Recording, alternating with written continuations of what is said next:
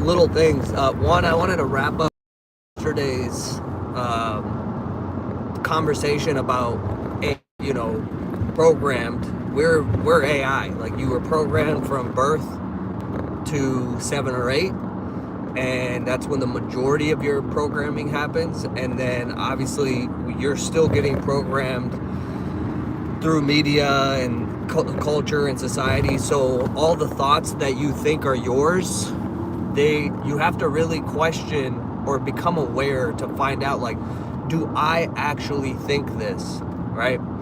And the answer to that is, most of the time, that those are not your thoughts. Those are thoughts that have been programmed that you don't know. You weren't aware where that programming was coming from or how it was happening. So you think that they're yours because they're inside of your head. So to wrap up that piece, okay, one of the things that I was talking to one of my clients about was, I was like, dude, so he's having difficulty hitting his protein target and has all these questions about protein that are not relevant to getting protein. The simple fact is, we know there are not any people who are really, really in good shape who don't get a lot of protein. Okay? Like, it just, you don't see it. Why?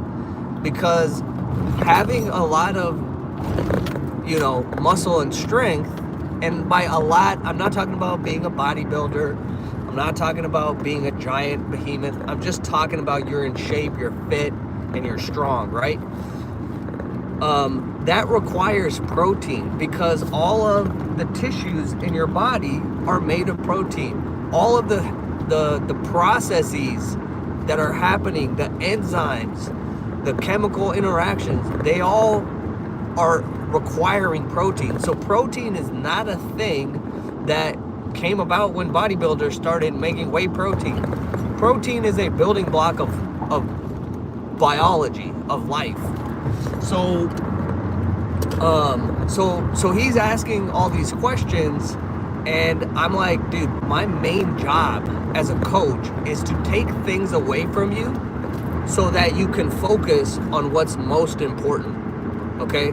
So most of the stuff that we're worried about and confused by or overwhelmed by, you can just ignore, because it doesn't matter. It doesn't actually close the gap. It doesn't move the needle, right?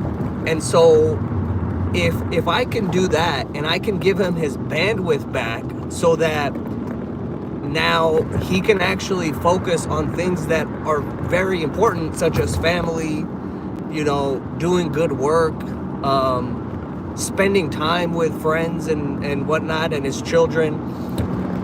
Now he's not overwhelmed by 50 questions about nutrition and protein and blah blah blah. I'm taking all that away and being like, dude, just get your protein any way you want. It doesn't matter. We need to build one block at a time, one chess move at a time. You're thinking too far ahead and you're getting lost in the weeds, right? And that's what a lot of people do, is like, they'll get lost in the weeds, and they'll, so a little background about me. I mean, if you're new to the channel, you can go back. Like, I have videos going back to like 2013, I believe. Like, I got in shape in 2009 or 8 for the first time in my life. And then I have maintained a pretty amazing level of strength and fitness and leanness ever since then. And the reason I bring that up, okay, by the way, so like, I'm 5'11", I'm usually between 150 and 155. I've been dunking since that time. I've deadlifted 500. I've deadlifted 405, 425 without a warm-up. My squat is about 350. So the reason I bring those things up is to highlight that I have never thought about all these random things. I've only done 2 or 3 things and focused on 2 or 3 things. Number one, lifting weights. I focused on getting stronger. That's it. Number 2, hitting calories. Okay? Hitting my calories, getting enough protein. Number 3, getting winded on purpose on a regular basis. Those are literally the only 3 things I have ever been concerned with when it comes to health and fitness. Okay?